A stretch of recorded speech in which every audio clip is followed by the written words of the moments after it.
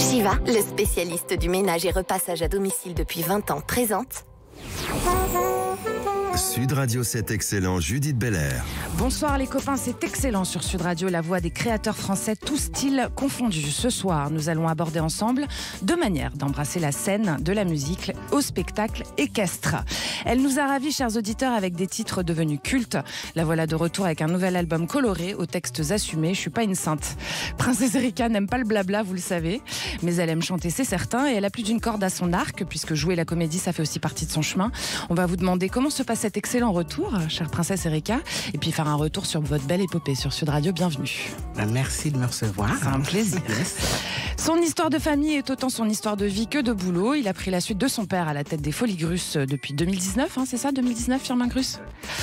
Firmin Grus a repris les rênes, mais pas tout seul, avec son grand frère et sa petite sœur, puisque chez les Grus, c'est ensemble avant tout, comme c'est le cas avec les chevaux, qui eux aussi font partie de la famille. De l'acrobatie à cheval, à l'équitation supérieure et au travail en liberté, chez les Folies Grus, le cheval est au centre et les humains volent au-dessus. C'est à consommer sans modération, chers auditeurs. Bienvenue, Firmin Grus. Merci Judith.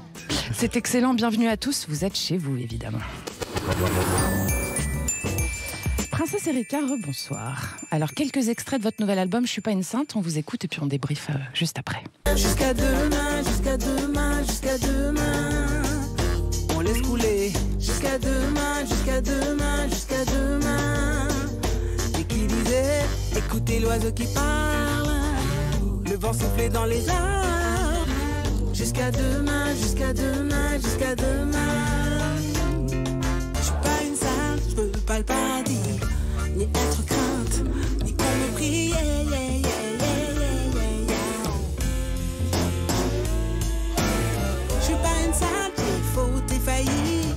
J'étais d'astreinte et je me suis enfuie. Je veux pas du halo, la maman super-héros. Je porte seul mon fardeau, that's the way it gotta go.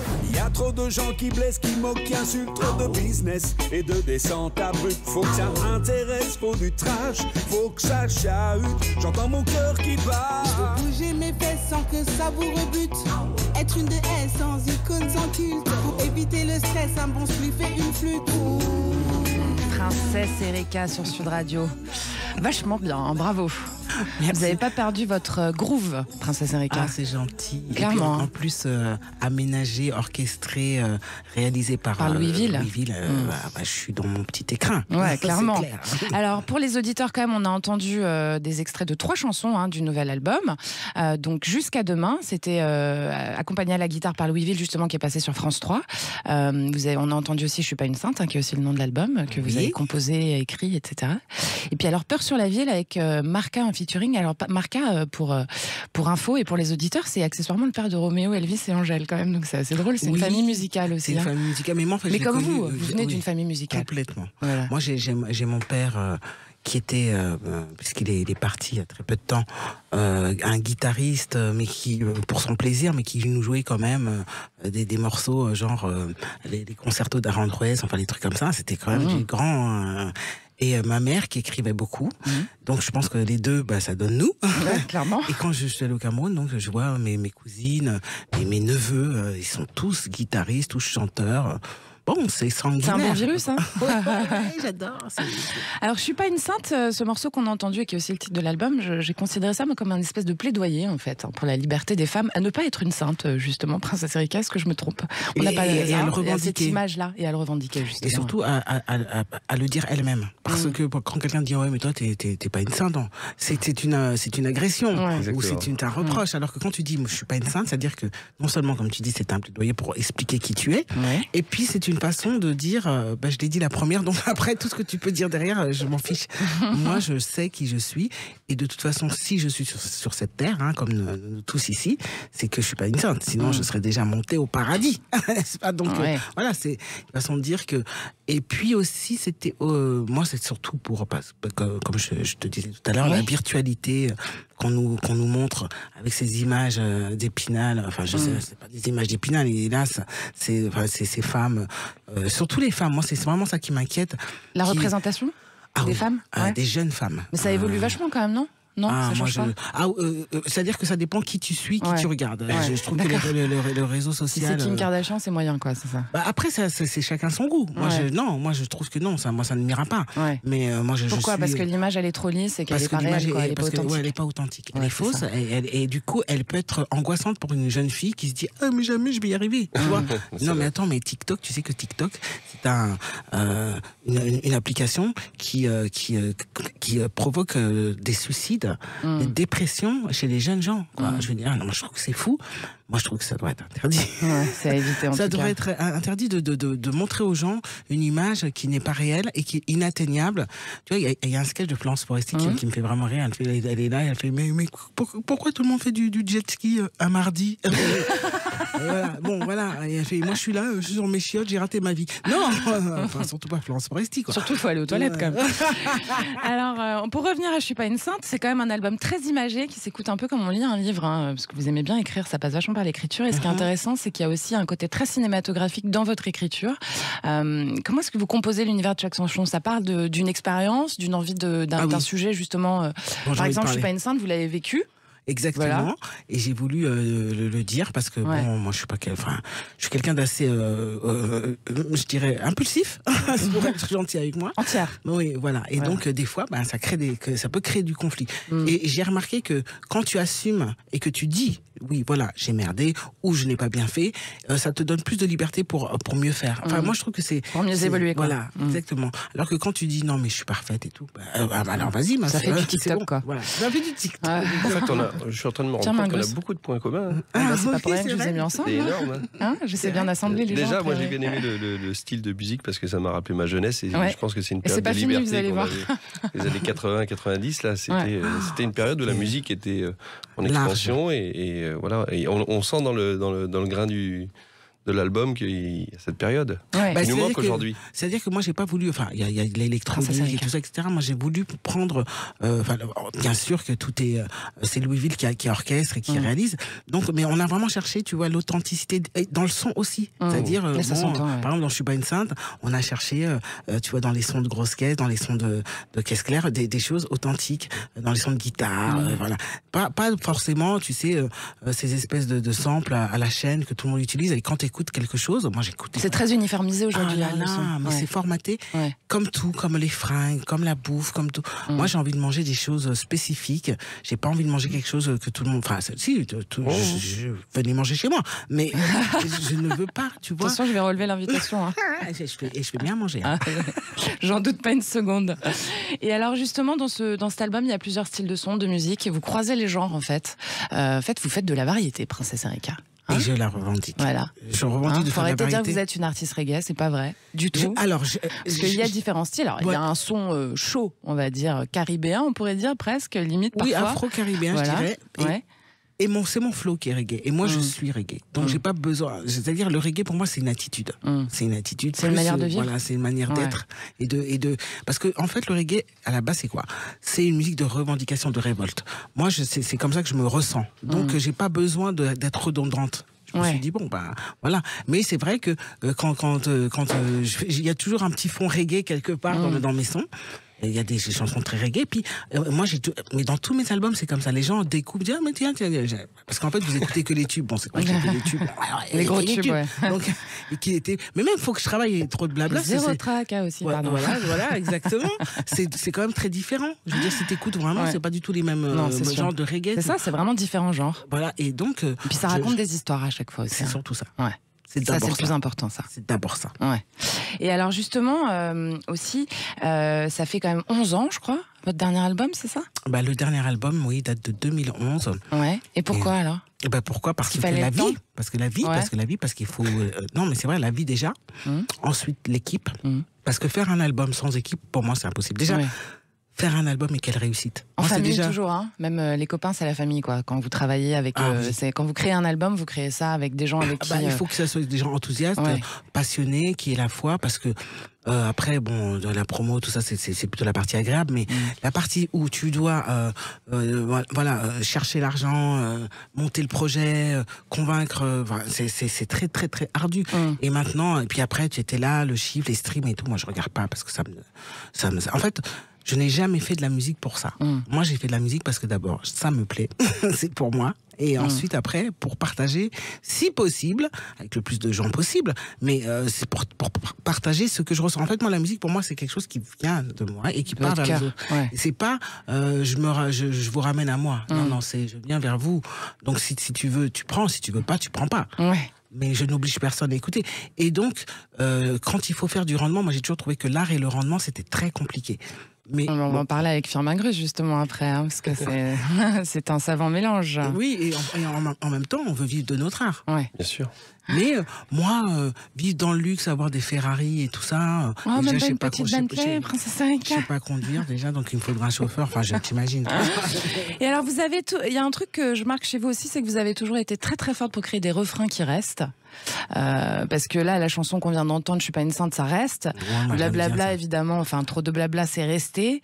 Et toutes ces chansons-là, ça reste. Et en fait, c'est un peu la colonne vertébrale de vos chansons aussi, ces répétitions et ces sons qui nous rentrent dans la tête et qui sortent plus en fait. Hein. Vous avez votre patte, ça. Ouais. Moi, j'aime tout ce qui est rengaine. Ouais. J'aime pas la répétition, dans le sens parce que maintenant, quand j'écoute la radio, des fois, j'entends une chanson, j'ai l'impression que qu'il y a trois phrases et que c'est ça. Moi, faut que il y a des textes construits, mais les refrains. Et après, il faut que le refrain, il puisse synthétiser et vraiment te marquer. Ouais. Moi, c'est comme ça que j'aime la musique. Ouais. Après, il me faut du texte quand même. S'il y a pas de texte. Bah oui, non, mais c'est des refrains à texte, hein. Mais c'est vrai que c'est des cadences, quoi, qu'on retient. Moi, j'appelle ça des rengaines parce que pour moi, rengaine, c'est beau, déjà. Ouais. Et rengaine, c'est une façon élégante de répéter les choses. C'est vrai que c'est un beau mot. Ouais. Firmin Grus, la colonne vertébrale d'un spectacle réussi, c'est la répétition, en fait, aussi, finalement. Oui. Alors, différemment, mais on est quand même dans une volonté répétitive. Je sais pas comment on dit, pardon, je bug sur le mot. Vous avez compris ce que je veux dire. C'est de renouveler la performance à chaque séance, et puis de donner le meilleur, et il n'y a aucun spectacle qui se ressemble. C'est ça qui est dingue. Il n'y a pas un jour où on fait 2 fois la même chose. En plus, nous, dans notre univers avec le cheval, le cheval, il n'a jamais la même cadence, il ne fait jamais la même chose, et c'est ce qui donne toute la subtilité, toute la magie à notre travail. Oui, c'est le spectacle vivant. Vivant d'une part, mais vivant en plus... avec l'animal. Oui. Qui lui, on ne peut pas lui dire attention, aujourd'hui il y a une personnalité dans la salle, tu t'appliques. Il y a 3000 personnes.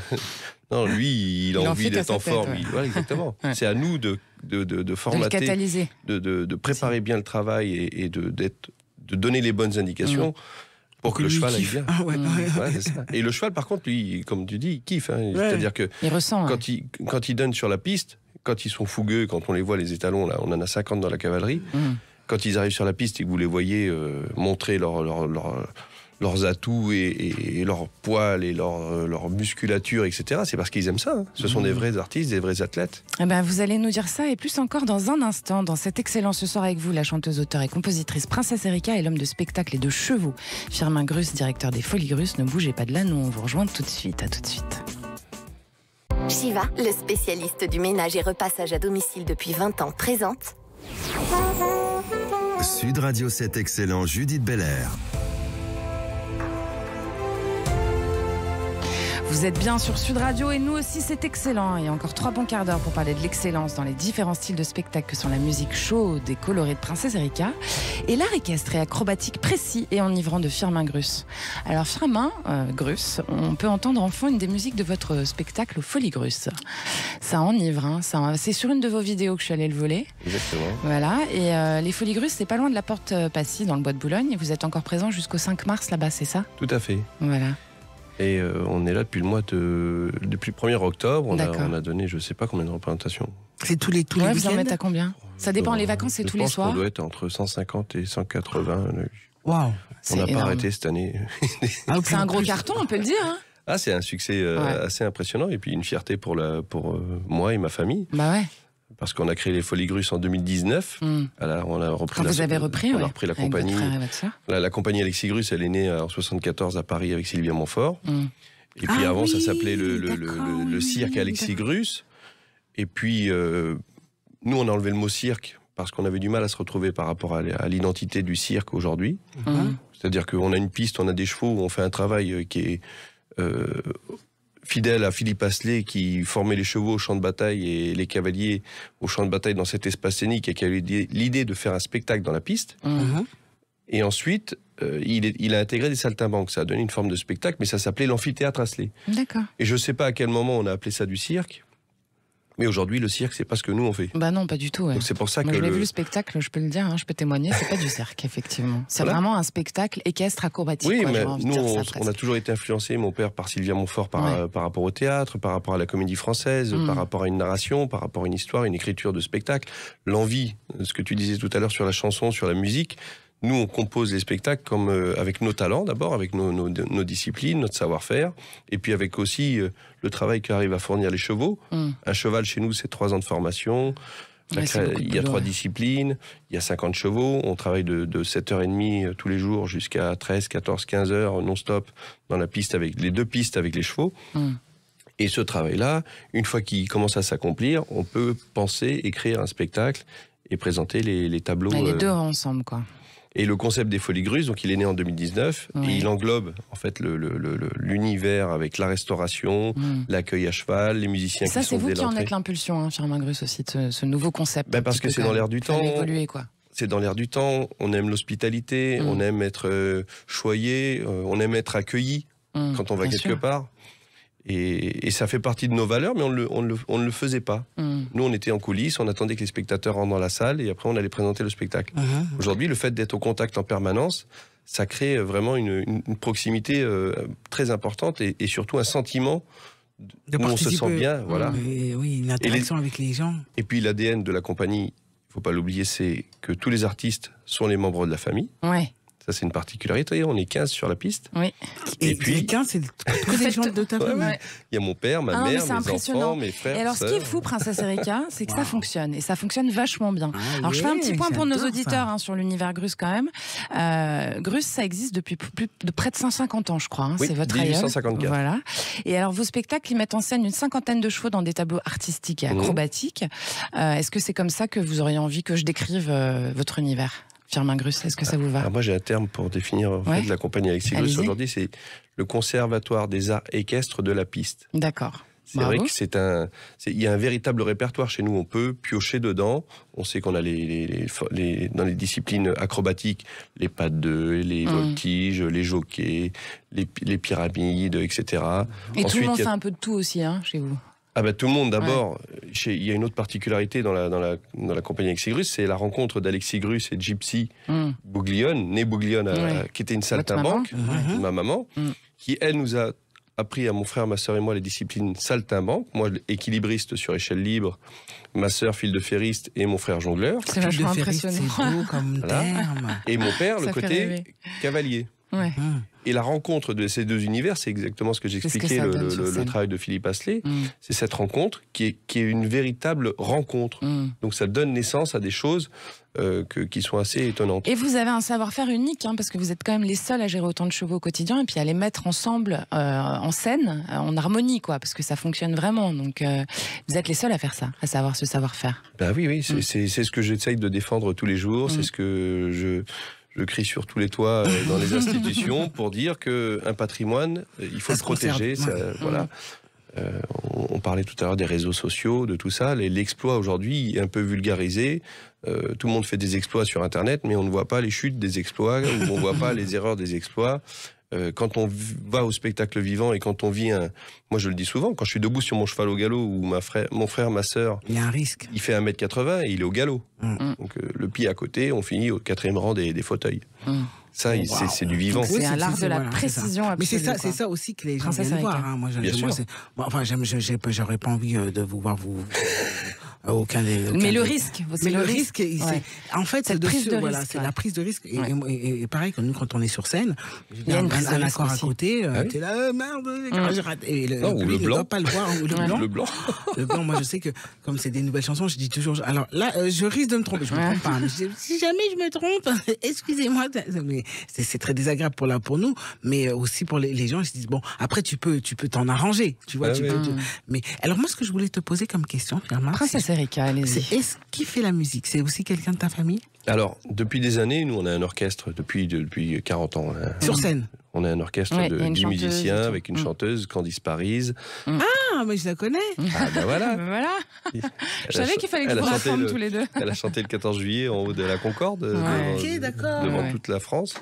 Et puis, on a un chef d'orchestre, Sylvain Roland, à la batterie, on a des cuivres. Et puis c'est votre frère aussi qui met en scène, hein, Firmin. Mon frère, c'est le directeur artistique, et ma sœur, elle est directrice de la cavalerie. Voilà. Comme ça, on s'est réparti les tâches. Et puis, bien sûr, mes neveux... Et ça s'est fait naturellement, en fait. Hein. Il n'y a pas eu de problème au moment où vous avez repris pour que chacun prenne sa place. Comment ça se passe en famille? Parce qu'on se dit quand même, de dehors, ça a l'air top. Mais est-ce qu'à l'intérieur, c'est pas un peu compliqué parfois, tout le temps, d'être collés ensemble non-stop? C'est les valeurs que nous ont inculquées nos parents. C'est les valeurs que nous inculquent au quotidien les chevaux. C'est-à-dire qu'il y a des choses à faire et il faut les accomplir. Après, qui va le faire, qui ne va pas le faire, c'est cet esprit de solidarité qui se retrouve dans la piste, c'est cet esprit de solidarité qui se retrouve dans nos disciplines, c'est cet esprit de solidarité qui se retrouve dans l'entreprise. Moi, je dis souvent, l'entreprise tient grâce à la famille, et la famille tient grâce à l'entreprise. Et il y a des intérêts très communs. Et tout ça, c'est vertueux. Le cheval, plus on va lui donner, plus on va recevoir. Et les porteurs, voltigeurs, on parlait de parité, de l'image. Chez nous, il n'y a pas de problème de tout ça. Bah non. C'est chacun sa place, et puis on est tous solidaires dans l'effort, on est tous solidaires dans la grâce, on est tous solidaires dans la réalisation de notre travail. Donc si vous aviez des maîtres mots pour résumer en fait le fonctionnement de ce riche univers, sa facilité de fonctionner, c'est la solidarité et vos valeurs communes qui font que vous arrivez à avancer tous ensemble en fait, hein, c'est ça? La solidarité, la complicité. D'accord. Parce que c'est vrai que la solidarité, souvent, ce terme, il faut aller donner, il faut aller donner, et tout le monde ne veut pas donner. La complicité, c'est-à-dire que on a chacun des compétences. Ça, c'est un problème dans notre société. On essaye de faire croire à tout le monde qu'on a tous les mêmes compétences. Mais moi, par exemple, je ne sais pas chanter. Mais voilà, moi, je sais pas. Et Princesse Erika, donc voilà. Vous allez prendre des cours. Et ça, c'est un truc. Moi, ça m'a toujours choqué. Ça m'a toujours choqué. Quelqu'un qui fait, par exemple, du spectacle, nous. Quand vous allez voir des conseillers, des gens qui vous... il faut faire de l'éducation, il faut que vous transmettiez votre savoir-faire, il faut monter une école. Ouais. Et quand les gens ont une école, on leur dit vous devriez faire un spectacle. et en fait, voilà, il faudrait que moi je devienne chanteur et que toi tu deviennes cavalière. Non, mais ça moi je pense que c'est l'esprit plus du rendement que de. Moi ce que j'ai dit tout à l'heure, j'ai l'impression que c'est un peu la même chose, c'est-à-dire qu'il y a la passion de ce qu'on fait. Il y a la passion, il y a ce qu'on nous a inculqué, parce que moi aussi depuis que je suis petite, je vois des gens jouer de la guitare et chanter, donc ça me paraît absolument normal de le faire aussi.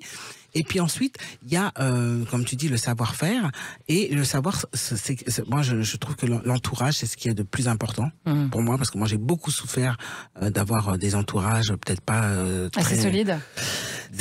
Oui, voilà, exactement. Et la complicité, parce que moi, je suis sur scène maintenant avec Louis Ville. Il y a une complicité. Vous avez fait un concert il n'y a pas très longtemps, d'ailleurs. Oui, à élève et tout. Le 7 février dernier. Super. Ça s'est bien passé? Ah ouais, très bien, très bien. Parce qu'en plus, c'était un jour de grève. Donc on s'est dit, ouf, les gens sont venus, ils ont bravé, ils ont marché, et après ils sont venus s'asseoir, nous écouter, c'était super. Et je sens que, voilà, on s'écoute, il y a une complicité. Et c'est vrai que, avec ma famille, quand on se retrouve dans nos réunions familiales, il y a un truc qui se fait naturellement, parce que, on connaît, moi, mon neveu qui joue, d'ailleurs, c'est marrant, parce que mon neveu Aïlé, qui est donc le fils de ma sœur, il joue. Votre sœur avec qui vous avez chanté, hein? Oui, qui chante sur mon album aussi. Et qui était qui a fait beaucoup de chœurs pour beaucoup de personnalités, dont Mylène Farmer pendant des années. Et c'est un super guitariste, il joue avec Angèle, et moi je chante avec le père d'Angèle. C'est hyper drôle. Et par rapport à ce que tu disais, mon père, nous on est très philosophique. On aime bien toutes les citations, et on en a une qui, c'est à ceux qui font les choses et ceux qui s'en accaparent le mérite. Tâche de faire partie du premier groupe, il y a moins de concurrence. Mais c'est vrai, c'est vrai. Après, il y a un petit... Moi, j'ai pas de frustration parfois quand je vois... parce que des gens qui me disent, oui, mais tu es quand même... Enfin, les producteurs qui veulent toujours étiqueter les choses et puis qui veulent du rendement, ils te disent, oui, mais quand même, tu es celle qui a créé... Enfin, qui a amené le reggae en France... le reggae en français, qui, avec ce texte trop de blabla, t'étais vraiment la mère des féministes et tout ça. Non. C'est pas non, c'est-à-dire que moi, c'est pas ça qui m'importe. C'est pas ça qui vous a motivé au départ, en tout cas, même si c'est devenu iconique après, et que ça a pris sa place, quoi. Et qu'après, il y a des gens qui revendent. Moi, je fais pas de politique, en fait. Dans le sens que moi, ma politique... Ça dépend, je crois, Princesse Erika. Excusez-moi, on va pas venir là-dessus, mais on peut y aller. Moi, j'ai aucun problème avec ça parce que je trouve que c'est un tout. Ouais. Moi, je ne pourrais pas faire la musique que je fais si j'étais... Si vous n'étiez pas engagé chez les Insoumis. Je suis pas engagé chez les Insoumis. Vous aimez bien Mélenchon. Je trouve que c'est un mec assez juste. Je trouve que c'est un mec assez juste. D'accord. Je suis désolée de le dire, mais... Vous avez le droit. Ah, je le pense. Qu'est-ce que vous en pensez, Firmin Grus? Vous n'êtes pas d'accord avec moi. Non, mais voilà, moi, c'est juste... Bon, après, sa vie personnelle... Moi, voilà. Autant moi, je mets de la vie personnelle dans ma musique, parce que, comme je disais tout à l'heure... Autant ça n'a rien à voir en politique, quoi. Autant en politique, je trouve que le personnel n'a rien à voir et qu'il devrait s'en passer, quoi. Il n'y a aucun devoir d'exemplarité en politique. Il y a un devoir pour moi, d'accomplir des choses et d'être au service de la. Nous, avant tout, on est artistes.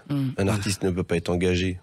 C'est pas sa vocation. Non, je pense qu'un artiste doit être engagé dans ce qu'il fait. Exactement. Et que ça suffit à ça soi-même. Maintenant, c'est vrai que ces derniers temps, on m'a demandé ce que j'en pensais, donc je l'ai dit. Parce que je trouvais qu'on était dans une époque tellement complexe et moi, je vais jamais au meeting, je fais pas, non. Mais par contre, quand on m'a demandé, je n'ai pas de crainte à dire ça ou ça aussi. Voilà. Et, eh bien, cet échange est passionnant, mais on va continuer tout de suite. On revient, c'est cet excellent sur Sud Radio avec 2 formes de spectacle vivants au menu pour vous aujourd'hui, chers auditeurs. L'excellente Princesse Erika et le non moins excellent Firmin Grus. On entend juste derrière la musique du spectacle des Folies Grus, encore en cours jusqu'au 5 mars. À tout de suite. Shiva, le spécialiste du ménage et repassage à domicile depuis 20 ans, présente Sud Radio 7 excellent, Judith Belair.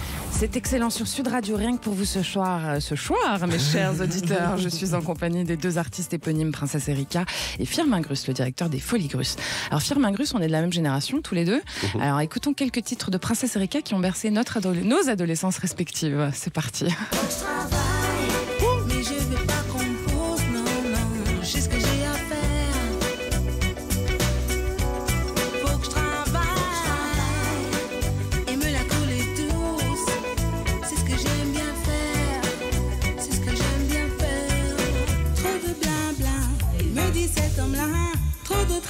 J'ai donné déjà trop de tracas. Il me cause cet homme-là. Trop de blabla, j'ai donné déjà. Wow. Il est temps d'admettre son cri et de reconnaître avec tolérance que nous portons de trop gros colis pour notre petite turbulence. C'est chaud à l'intérieur, fait-on donner du bonheur.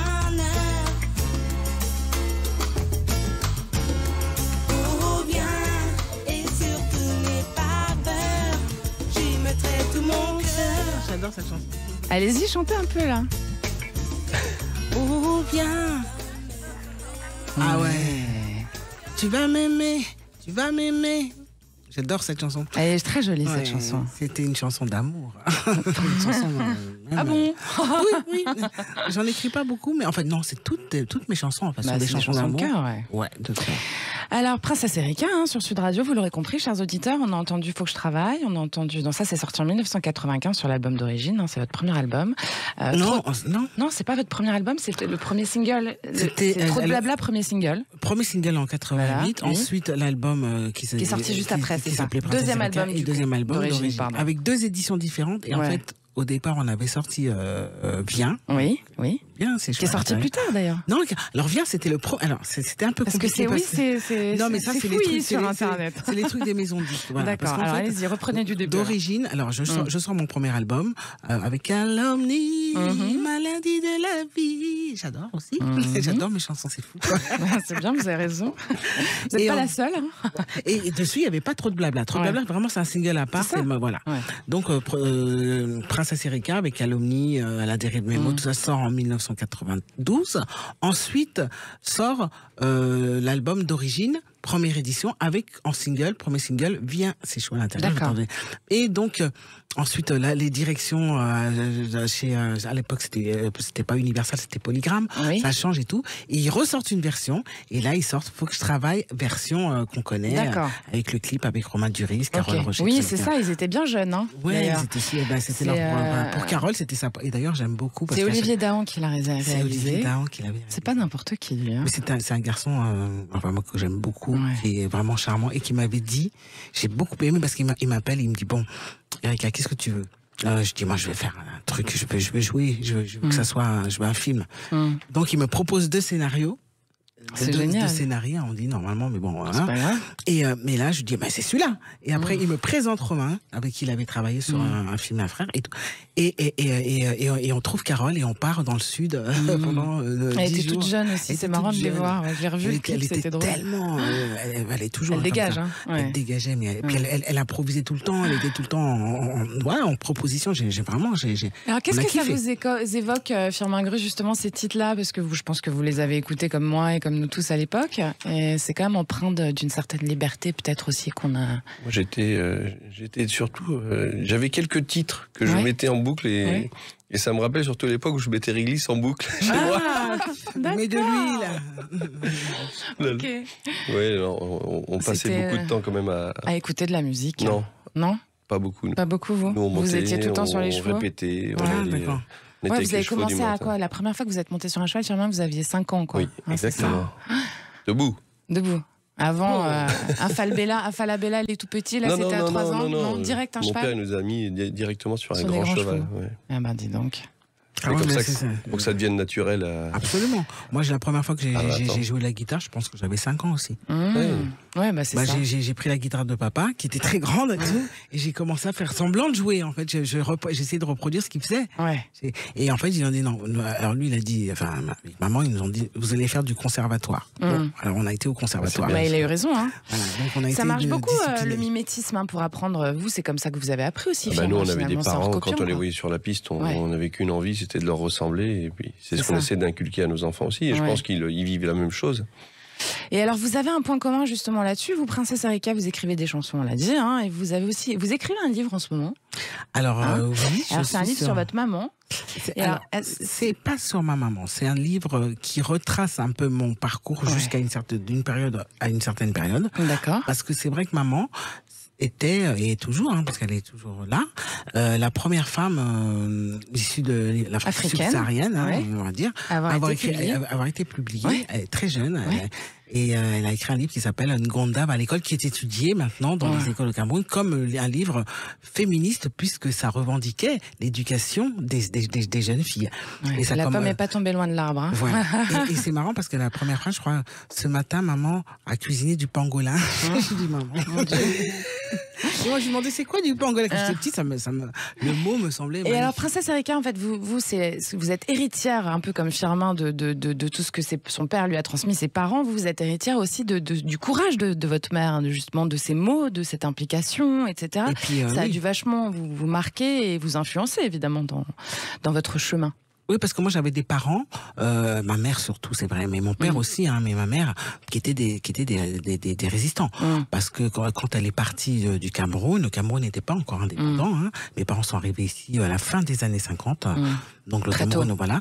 Et ils ont été UPCistes. C'était un mouvement qui était un mouvement révolutionnaire qui était contre les gouvernements en place de l'époque. Et ils ont été condamnés à mort par contumace. C'est pour ça qu'ils sont partis. Non, parce que par contumace, c'est-à-dire qu'ils n'étaient pas là-bas. Comme beaucoup de gens de l'époque et tout, et c'était parce qu'ils résistaient et ils étaient des contre-pouvoirs. Mais en France, moi je me rappelle de choses que justement, c'est ce genre de choses que je raconte dans le livre, enfin que j'essaye de raconter, c'est que ils faisaient des espèces de réunions clandestines et tout dans des lieux et tout. Moi je me rappelle qu'ils allaient dans comme ils étaient encore étudiants, ils louaient ils occupaient des salles de fac le soir, etc. Et que à un moment on était donc ils étaient à la Sorbonne, ils avaient réussi à avoir une salle et hop, il y a une descente de flics, donc hop, les gens me prennent sur les épaules, on court et tout. Ça vous a marqué, ça m'a marqué parce que c'était vraiment, j'avais l'impression qu'on vivait un truc hyper important, dangereux et que voilà, qu'il fallait l'assumer. Et surtout les réunions à la maison où ça gueulait, c'était vivant, quoi. En tout cas, vous êtes imbibé de ça, clairement. Hein. Là, on parle vraiment d'héritage, de transmission. Oui, je pense que la révolution, elle est dans elle mon est en sang. vous. Et vous, Firmin Grus, vous êtes aussi l'héritier de votre histoire familiale. La transmission chez vous, c'est de génération en génération. Vous venez de le dire. Aujourd'hui, c'est à vous de transmettre à vos filles aussi, parce que votre père, Alexis Grus, vous a lui-même transmis. Et le but, c'est que ça continue, que ça perdure comme ça. C'est pour ça que vous avez monté un fonds de dotation aussi, etc. Oui. C'est ce que disait Princesse au début. On est engagé et puis on fait pas ce métier pour gagner notre vie. On fait ça par passion, par vocation. C'est une culture, c'est une tradition, c'est un savoir-faire. Et les traditions, il faut les faire évoluer. Ça, c'est important. Absolument. Parce que souvent, les gens imaginent qu'une tradition, elle est figée. Nous, aujourd'hui, les Folies Grus, c'est créer des spectacles avec un savoir-faire perpétué de génération en génération, mais qui n'a cessé d'évoluer. Oui. Et mon frère dit aussi, le moteur de la famille, c'est la création. Ce qui nous donne envie de nous lever le matin, c'est pas de faire un gros chiffre d'affaires, c'est de faire un beau spectacle. Bon, le chiffre d'affaires, ça vous donne envie quand même un petit peu, Firmin Grus? On n'a jamais attendu le chiffre d'affaires. Vous n'êtes pas des commerçants, vous êtes des artistes. artistes. En plus, monter une économie avec 50 chevaux aujourd'hui, commercial, c'est pas une bonne idée. Parce que quand vous savez ce que coûte un cheval... c'est quoi, c'est 1 200 € par mois, c'est ça? Oui, exactement. Par cheval, par mois.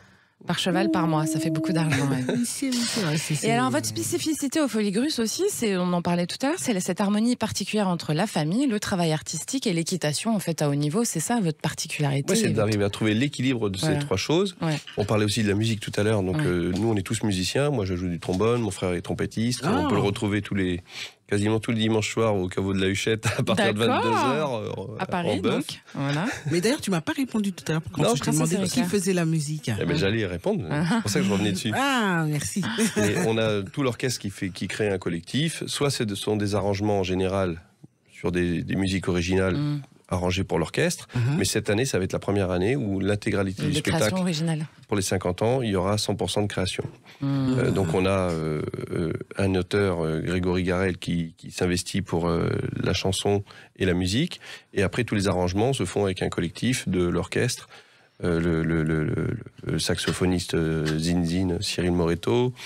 On a Sylvain Roland, Massimo Murgia, voilà, tous les artistes qui sont dans l'orchestre, qui font des arrangements. C'est super ça. Parce qu'ils ont l'habitude aussi, et nous comme c'est du spectacle vivant et c'est du spectacle équestre, forcément la musique doit avoir une fluctuation.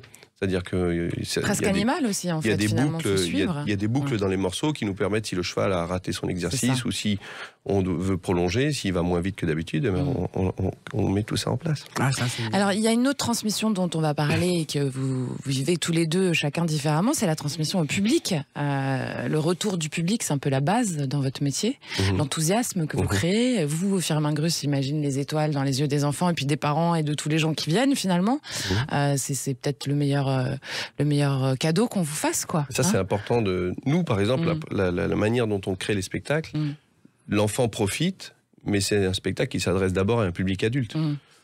La vulgarisation aussi du métier du cirque, c'est que j'avais un confrère à une époque qui disait pour la recette du succès au cirque, c'est des trapézistes pour les papas, des dompteurs pour les mamans et des clowns pour les enfants.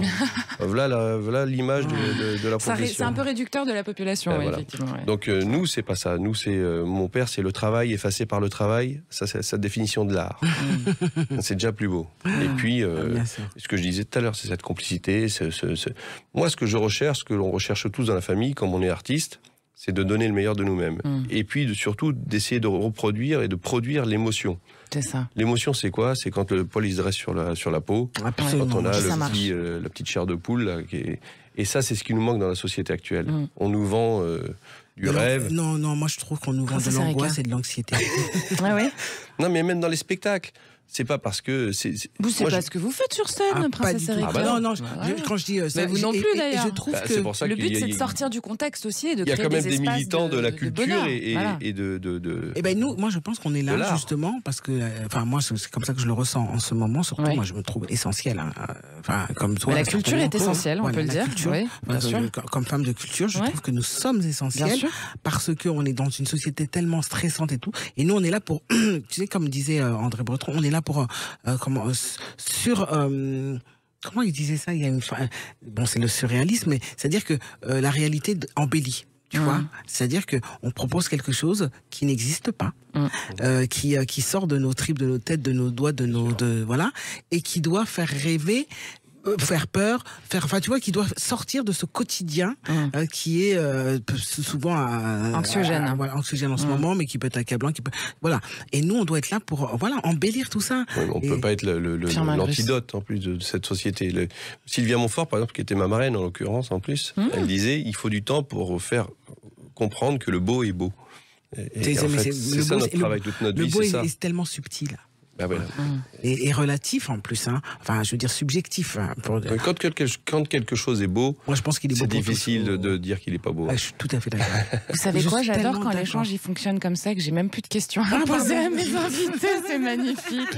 Vous êtes parfait, c'est excellent. Vous êtes très enthousiaste et en fait c'est ça qu'on a envie nous de recevoir en tant que public aussi, c'est de voir des gens incarnés et passionnés par ce qu'ils font en fait. Hein. Et c'est aussi ça qui fait rêver et qui emmène tout le monde. Hein, Firmin Grus. Pour donner une petite... en parlant d'engagement et de valeur et je me suis levé la semaine dernière, un matin, en me disant j'en ai marre.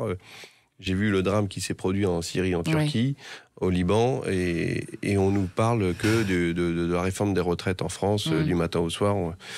Et j'ai envoyé un message sur le groupe de la compagnie, j'ai dit, est-ce que moi j'avais envie de donner quelque chose, j'avais envie de participer, est-ce que tout le monde est d'accord pour faire quelque chose, une œuvre commune? Et donc, on va créer un spectacle caritatif le 6 mars.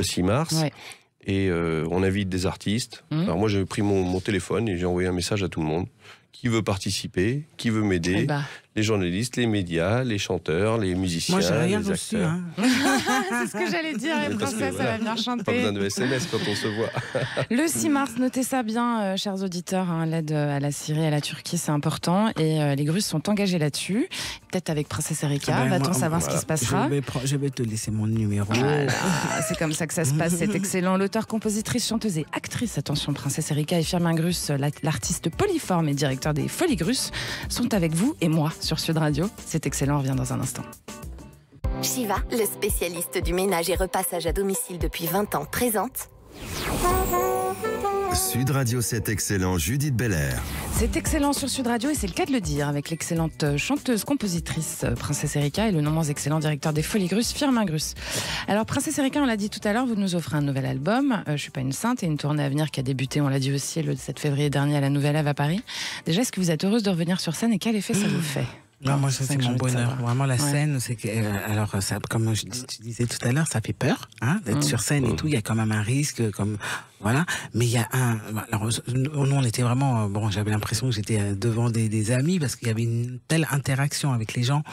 Et j'étais tellement aussi fière de leur proposer ce spectacle parce que moi, alors, on est 4 musiciens sur scène. Il y a Louis Ville qui est aux guitares parce qu'il y a, voilà. Et j'ai deux cuivres, hein, donc un trombone, sax et un flûte, et qui prennent des instruments qui chantent, etc. Et on a un petit looper aussi qui alors expliquez ce que c'est un looper aux auditeurs. Un looper, c'est un séquenceur, voilà. C'est-à-dire qui envoie des boucles qu'on a préalablement travaillé. Et donc dedans on met ce qu'on veut. Donc nous on met surtout des basses, des batteries, enfin Vous les faites en live? Alors les boucles on les fait pas, non on les fait pas en live, on les fait et on les envoie au pied. D'accord. Hein, comme ça Ah oui, c'est l'instrument où vous pouvez au fur et à mesure ça fait la boucle. Hein, non, c'est pas ça. Mais ça c'est un looper, c'est un vrai looper. C'est toi qui as raison. Nous c'est un séquenceur plus. Hein, c'est-à-dire que la séquence elle est déjà enregistrée et on l'envoie et tout. Donc effectivement ça remplace le batteur et le parce que c'est aussi une économie oui, bien sûr. Mais je trouve ça assez moderne. On a deux cuivres qui sont sublimes, beaux et qui chantent et qui c'est hyper coloré quoi en fait. Hein, c'est chaud. Et donc il y a un côté un peu comme ça. Moi je trouve ça super élégant. Alors moi je suis la seule meuf déjà, j'aime bien. et eux ils sont là, les 3 gars, ils chantent tous les 3. Enfin bon, je suis très très bien entourée. Donc il y a Louis Ville, Nicolas Toyon et Youssef Essawabi et notre ingénieur. Et alors la sensation de revenir sur scène, qu'est-ce qui se passe en vous quand vous avez votre public qui est là? Parce que c'était plein, on l'a dit. C'est super parce que d'abord on sent que les gens écoutent ce que vous avez à dire, à chanter. Et ils vous attendaient peut-être un peu aussi. J'espère bien. Ça fait un bout de temps qu'on vous attend, Princesse Erika. En plus, ceux qui sont dans la salle sont là pour vous. Bah oui. Ça, c'est génial. Oui, parce que j'avais fait la tournée qui s'appelait Born in 90. Il y a 3 ans maintenant, en fin 2019. Donc on était une vingtaine d'artistes des années 90. Donc il y avait les boys bands, il y avait Lame, La Russo, Asia, Ménélique, Benny B, tout ça, etc. Donc là c'est pas pareil parce qu'effectivement les gens viennent voir une époque. Ils viennent voir une époque. Vous chantez vos 3 titres. Il y a des tableaux. Non, puis vous avez moins le temps aussi. On a moins de temps. Mais c'est vrai que là, on avait un retour public énorme, mais qui se morcelle puisqu'il est pour tous. Alors que là, c'est votre public, à vous, qui vient vous voir, qui vous acclame, qui ensuite après, moi je suis resté un peu dans la salle, signer des autographes et tout ça, qui vous disent tout ce que ça leur a fait. Et j'ai eu la chance, parce qu'il y a Claude MC Solar. Qui était dans la salle. Et qui m'a fait beaucoup de compliments. C'est un ami de longue date. C'est un fidèle et c'est quelqu'un que moi j'aime beaucoup, qui a une certaine... moi j'aime bien parce que je le sens au-dessus. Comme ça, au-dessus de tout, avec un regard ultra mais doux. Moi, c'est un homme que j'aime vraiment beaucoup. Et j'étais surprise de le voir là. Il vous a fait honneur. Mais quel honneur, quel honneur. Il y avait d'autres gens aussi. Il y avait Nina Morato, il y avait Karine, la chanteuse Karine que j'adore. C'est toute une époque ça aussi. Et à la fin, alors il y a une fille qui lance parce que trop de blabla encore. Bon, donc elles sont toutes montées sur scène. Toutes les meufs sont montées chanter trop de blabla avec moi. Et ça c'était génial. Et surtout, il y avait aussi mon fils qui chante un titre avec moi sur cet album et qui chante sur d'autres chansons. C'est vraiment familial qui est tout venu ça. qui est monté sur ça. Et Petite Gueule, qui chante aussi. Petite Gueule, c'est une artiste rappeuse que moi j'ai découvert dans le Montreuil, mon journal local, mais qui avait fait l'émission de Nagui, The Artist. Et qui sort ses chansons. Donc le but, c'est aussi de valoriser les jeunes. C'est de trouver les gens qui sont dans la même énergie que vous. Donc qu'ils soient jeunes ou vieux, ça change rien. Ça change rien. Firmin Grus, les Folies Grus à Paris, c'est jusqu'au 5 mars, on l'a dit. Qu'est-ce que vous faites après? Vous allez où? Est-ce qu'on vous trouve? Attention, on a un vaste programme. Allez-y. D'abord, on va aller en résidence dans notre parc du Vaucluse, à Piollin, juste au-dessus d'Orange. Là, on est propriétaire d'un site d'une vingtaine d'hectares qui permet aux chevaux d'être dans les meilleures conditions et puis aux artistes de pouvoir créer la future création. Vous accueillez pas de public là-bas? Non, on est vraiment en mode résidence, en petit comité. Et puis, on va créer surtout la 50e création. Pour les 50 ans. Pour les 50 ans à Paris. Donc ça, c'est la rentrée prochaine, quoi. Ça nous met un peu la pression. Ah oui, de 74 à 2024. Exactement. C'est quoi? Vous allez faire ça 2024 ou un petit peu avant quand même? On va démarrer à partir du mois d'octobre 2023. Voilà. Ah oui, donc c'est proche. C'est toujours... De toute façon, chez nous, c'est non-stop. C'est non-stop. C'est ça, je sais même pas comment ils font la vérité, parce que c'est impressionnant leur rythme. Ils ont peut-être 3 jours de vacances tous les 3 mois. C'est impressionnant. Faut vraiment être passionné. Et après, on va, à partir du mois de juillet, du 8 juillet au 31 août, on fait les Folies Grus estivales. Alors là, c'est le même concept qu'à Paris, sauf que c'est en extérieur à ciel ouvert. On vient pour le pré-show, pour la restauration, à partir de 19h, on sur des bottes de paille et on mange sur des palettes en plein air. Et on regarde le spectacle à partir de 21h sous les étoiles. Et on mange quoi dans et là, ce qui est dingue, c'est qu'on a choisi d'être dans un champ. Donc c'est 4 hectares de champ. Encore une fois, par rapport au bien-être animal, parce que nous, on n'aime pas dire, on fait. Et nos chevaux sont dans les meilleures conditions. On est dans un lieu naturel qui correspond à leur environnement, leurs besoins. Sur la bouffe, je peux vous répondre, Princesse Erika, c'est du français, quoi. Il y a des hamburgers, français revisités. Il y a tout est fait maison. Voilà, tout est fait maison. C'est du snack, en fait. Mais c'est du bon snack, quoi. Voilà. Parce que même, alors, quand on ira dimanche... On peut aller déjeuner, oui. On peut aller... et puis les Folies Grus, c'est né Nous irons donc avec Princesse Erika le 5 mars. En 2019, on a mis cette carte en place parce qu'on voulait pas prendre de risques. Et puis, c'était quelque chose qui était dans nos cordes. Mais là, c'est l'année prochaine, on va faire évoluer la carte. Et une petite dernière question, Firmin Grus, parce qu'on n'a plus beaucoup de temps, hélas. Moi, je serais bien restée plus longtemps avec vous. Vous êtes toujours en mouvement. C'est un peu votre ADN, ça, à la base. Je crois que vous avez quand même un projet de lieu fixe, quand même. Ça, on peut en parler 2 secondes? On peut en parler, oui, parce que c'est pas simple. Parce que, non, je dis toujours, notre métier, il y a une réflexion qui a été faite ces derniers temps, c'est il faut changer la structure. Le chapiteau, il a 22 ans. à un moment, il va être trop vieillissant, il faut le changer. Et puis, il n'est pas écologique parce que la toile est fine et c'est pas environnemental. On est en plein dedans. Ensuite, il y a le côté montage, démontage qui n'est pas écologique non plus. On vient tous les 6 mois. Et puis surtout notre patrimoine. On ne trouvera pas du personnel et on n'aura pas les moyens dans 20 ans, peut-être de monter, démonter comme ça tous les 6 mois un chapiteau. Et puis, il n'y a pas de lieu qui représente le savoir-faire de la compagnie. L'art équestre de la piste, il n'est pas aujourd'hui protégé parce qu'il n'est pas identifié par rapport à un lieu, par rapport à une résidence, par rapport à... Il faut toujours un lieu. Donc c'est pour préserver tout ça aussi. Pour préserver tout ça. Et moi, mon discours, c'est de dire, si on veut que ça existe dans 50 ans, dans un siècle ou dans 2 siècles, il lui faut un lieu qui protège. Mais dans le Vaucluse, c'est pas là-bas que... Princesse Erika. Non, c'est un lieu. Là-bas, c'est un lieu de résidence. C'est pas un lieu. C'est-à-dire que. Et puis avoir un lieu qui soit à Porte de Passy, à Paris, je le dis pour les auditeurs, c'est en ce moment et c'est juste à l'orée du bois de Boulogne. C'est quand même un lieu plus central qui permet de ramener une population française, globale, mais peut-être plus facilement qu'effectivement dans un champ du Vaucluse. J'ai expliqué que Philippe Asselet était arrivé il y a 250 ans à Paris en 1774 de Londres pour présenter ce savoir-faire, et que 250 ans plus tard, on est les derniers à posséder encore ce savoir-faire. Je pense qu'il est important de se mobiliser, parce que, comme beaucoup de choses, ça va disparaître. Et une fois que ça disparaît, mon père a une phrase, il dit, le mouvement, le geste, il se transmet lorsqu'il est lorsqu'on sait encore l'exécuter. Lorsqu'il a disparu, on ne peut pas le retransmettre. Et créer quelque chose, créer le savoir-faire de notre famille avec les 50 chevaux, ce que l'on est capable de faire, le mode de travail, le mode d'éducation, le rythme, la souplesse, la force, les 3 ans de travail d'éducation d'un cheval, tout cela, la philosophie qui va avec, il est important Je dis souvent, ce qui est intéressant dans le monde actuel, c'est qu'il faut tout faire vite. Et ben moi, quand je prends mon cheval, je peux pas le faire vite. Il me faut au minimum 1 heure. Et j'aurais bien voulu avoir plus de temps avec vous deux, mais on va être obligé de se quitter.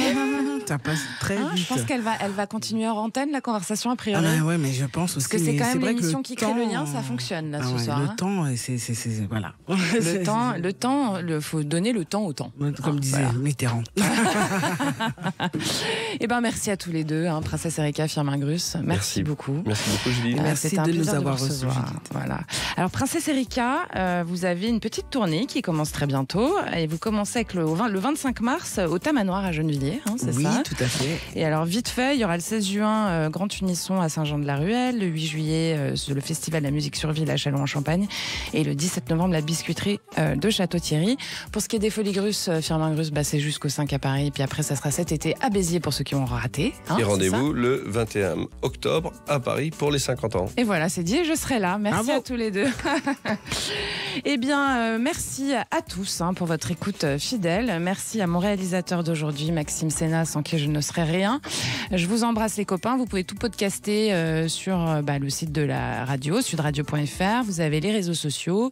Et puis vous avez Deezer. Et puis moi, je vous embrasse. À bientôt. Sud Radio 7 Excellent, Judith Belair. Avec Shiva, le spécialiste du ménage et repassage à domicile depuis 20 ans.